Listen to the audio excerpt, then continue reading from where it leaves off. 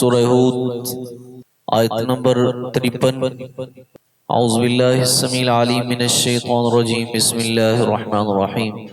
پیچھے ہم نے پڑھ لیا کہ اللہ تعالیٰ نے قوم عاد کی طرف ان کے بھائی حضرت ہود علیہ السلام کو پیغمبر بنا کر بھیجا، تو انہوں نے توحید کی دعوت دی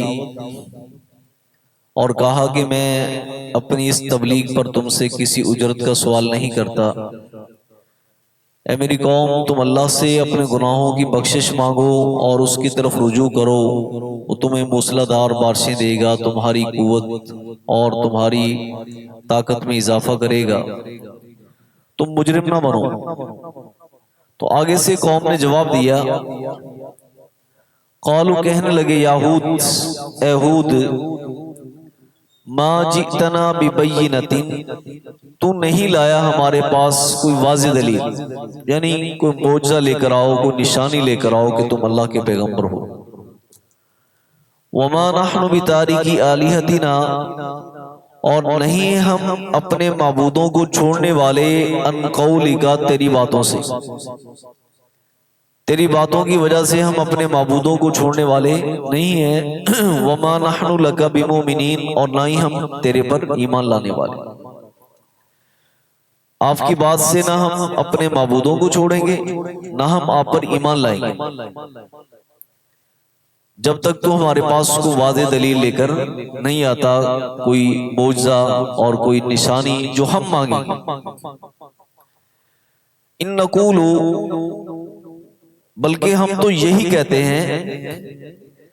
الا تراک بعض آلہتنا بسوء، کہ آسیب زدہ کر دیا ہے آپ کو ہمارے معبودوں نے، بسوء، برائی کے ساتھ، یعنی لگتا یہ ہے کہ جیسے کہتے ہیں کہ ہمارے معبودوں کی مار آپ کو پڑ گئی ہے اور ہمارے معبودوں نے آپ کا جناب کو حواس باختہ کر دیا کہ آپ ایسی باتیں کر رہے ہیں۔ اب یہ بات ایک اللہ کے پیغمبر کے لیے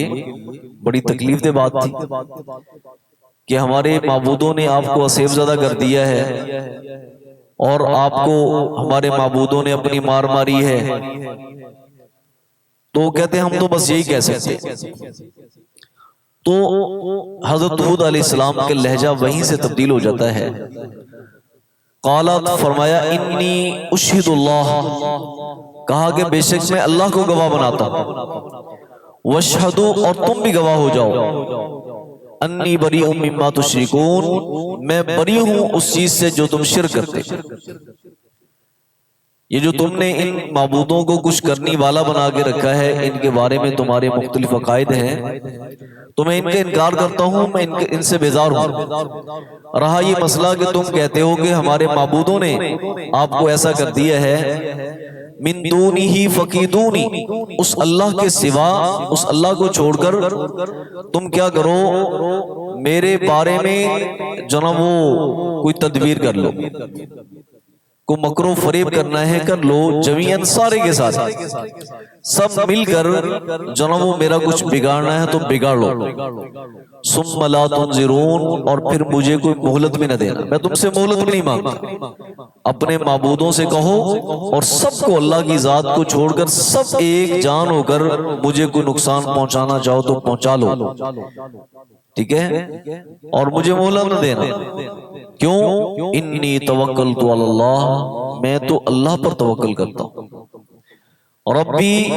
وربکم، جو میرا رب بھی ہے اور تمہارا رب بھی ہے، ما من دابۃ الا هو آخذ بناصیتها، نہیں ہے کوئی بھی جانور، کوئی بھی جاندار مگر وہی اس کی پیشانی سے پکڑنے والا ہے۔ اس کی پیشانی کس کے ہاتھ میں ہے؟ اللہ کے ہاتھ میں۔ ہم نے پیچھے پڑھ لیا کہ جاندار تو جاندار جسے ہم بے جان کہتے ہیں، وہ بھی اللہ تعالیٰ اپنے رب کا حکم ماننے کے لیے بڑے شعور والے ہیں۔ زمین سے اللہ نے کیا کہا کہ آہستہ آہستہ زمین سے پانی نکلنا شروع ہوا، طوفان نوح میں آسمان برسنا شروع ہو گیا، اور اللہ تعالیٰ نے جب قوم کا معاملہ تمام کر دیا، کہا یا ارض ابلعی ماءکی، اے زمین اپنا پانی نگل جا. یہ نہیں کہ آہستہ آہستہ آہستہ آہستہ آہستہ، نہیں، ایسے جیسے انسان ایک جناؤ کی چیز کو نگل لیتا ہے نا، ایسے پانی ایک لمحے میں پانی زمین کے اندر.